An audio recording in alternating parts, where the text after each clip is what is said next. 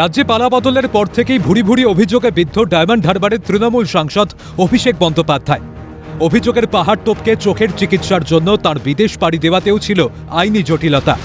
Supreme রক্ষা কবচ পেয়ে আদালত অস্বস্তি কিছুটা লাঘব হলেও মঙ্গলে বিচারপতি সৌগত ভট্টাচার্যের রায়ে সাময়িক স্বস্তি মিলল অভিষেকের।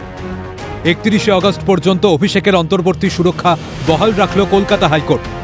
নানাবিধ অভিযোগের অভিষেকের বিরুদ্ধে হওয়া প্রায় 16টি এফআইআর থেকেও তাই মিলল নিস্তার। হাইকোর্টের অন্তর্বর্তী রক্ষা কবচ বহাল রাখার সিদ্ধান্তে আপাতত অভিষেকের বিরুদ্ধে কোনো কঠোর পদক্ষেপ করতে পারবে না পুলিশ। বিচারপতি সৌগত ভট্টাচার্যের এজলাসে হল মামলার শুনানি। তবে রেহাই নেই অভিষেকের। সময়ের সঙ্গে পাল্লা দিয়ে অভিষেকের বিরুদ্ধে বাড়বে অভিযোগের সংখ্যা, দাবি পঞ্চায়েত ও গ্রামোন্নয়ন মন্ত্রী দিলীপ ঘোষের।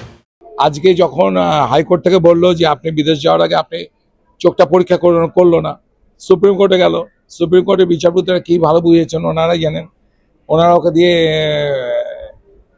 পাঠিয়ে দিলেন 3 সপ্তাহের জন্য। আমাদের যদি ভাগ্য ভালো থাকে উনি আসবেন, ভাগ্য যদি খারাপ থাকে উনি আসবেন না। তো অভিষেক ব্যানার্জির এগেনস্টে আপাতত 16 না 17টা এফআইআর হয়েছে। কেস তো প্রতিদিন বাড়ছেই, আরও হবে। মানুষ ভয়ে কথা বলতো না। ডায়মন্ড হারবার থেকেই সমস্ত মামলা আসবে। যাদের অত্যাচারিত হয়েছে, যাদের লুট হয়েছে, দোকানপাট দখল হয়ে গেছে, তো ওনারই অনুপ্রেরণাই হয়েছে, তো ধীরে ধীরে সমস্ত সামনে আসবে। মঙ্গলবারের শুনানিতে বিচারপতি সৌগত ভট্টাচার্য রাজ্যের কাছে জানতে চান গত 4 মের আগে অভিষেকের বিরুদ্ধে কোনো এফআইআর দায়ের হয়েছিল কিনা।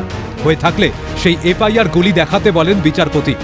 রাজ্যের আইনজীবী তথা অতিরিক্ত সলিসিটর জেনারেল এসভি রাজু আদালতে জানান, 4 মের আগে অভিষেকের বিরুদ্ধে কোনো মামলা ছিল না, এমনকি অভিষেকের অন্তর্বর্তী সুরক্ষার কোনো প্রয়োজন নেই বলেও আর্জি জানান তিনি।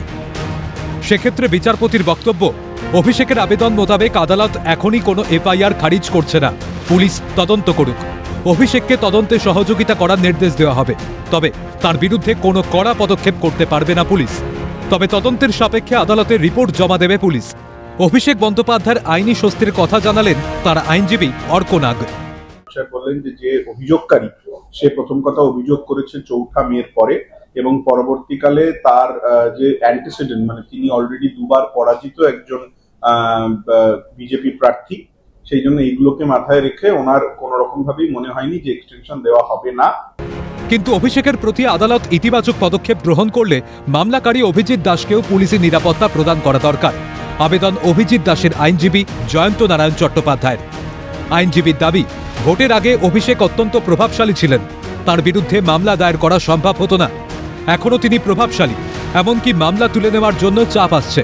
সেক্ষেত্রে বিচারপতি প্রশ্ন করেন, তিনি যদি এখনও প্রভাবশালী হন তবে তার আমতলার দলীয় দপ্তর কিভাবে ভাঙা হলো? আজকে আমি মহামান্য আদালতে বলেছি যে ইনি সুপার ইনফ্লুয়েন্সিয়াল লোক, মেগা ইনফ্লুয়েন্সিয়াল লোক, এবং ইনি যদি বাইরে থাকেন, মানে যদি তাকে বাইরে রেখে ইনভেস্টিগেশন করা হয়, কোনো সাধারণ মানুষ এগিয়ে এসে যদি তিনি অত্যাচারিত নির্যাতিত হন ওনার দ্বারা, তাহলে এসে অভিযোগ দায়েরই করবেন না, অভিযোগ দায়ের করতে সাহসই পাবেন না। এই তদন্তগুলো হওয়া উচিত। প্রয়োজনে তাকে পুলিশ ডাকবে, আর পুলিশের উপর তো আস্থা রাখতে হবে।